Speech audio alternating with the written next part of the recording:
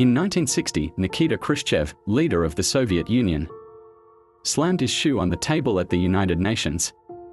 A moment of political fury. Man shouting at man. But he wasn't yet ready to speak to the heavens. Years later, Khrushchev would utter a very different warning. No matter what we do, the demons of space will not let us pass. They don't obey us. They only obey the Greeks.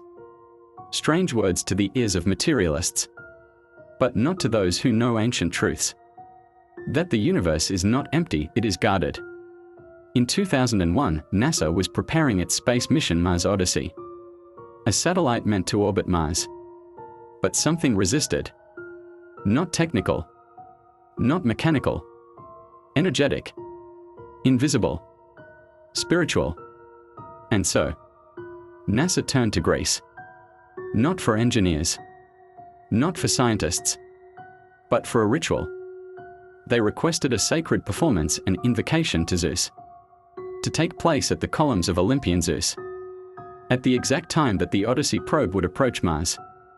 The work was Mythodea by Vangelis Papathanasha, a musical epic not written with notes, but with memory. Not a concert, a prayer. At the time, Greece's Minister of Culture was Vangelis Venizelos. The Greek government declined. The cost, nearly €7 million. But NASA insisted, and covered every expense. The composer was no ordinary man. He was Vangelis, the one who bridged the electronic with the ancestral, the West with Olympus, sound with ceremony.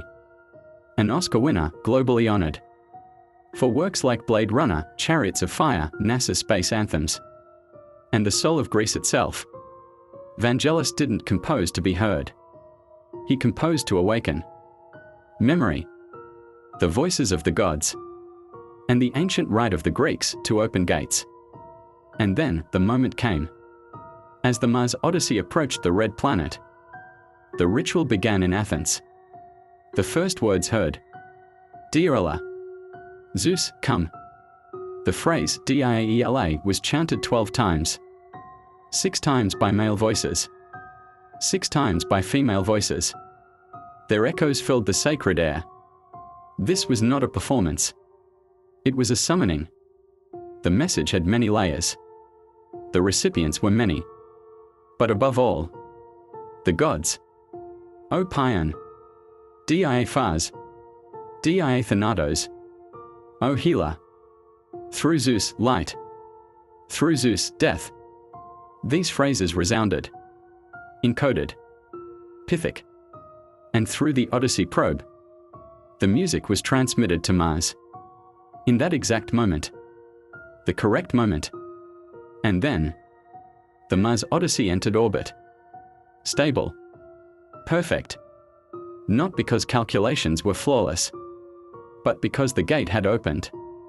Permission had been granted. Vangelis didn't write music. He wrote dialogue with the divine.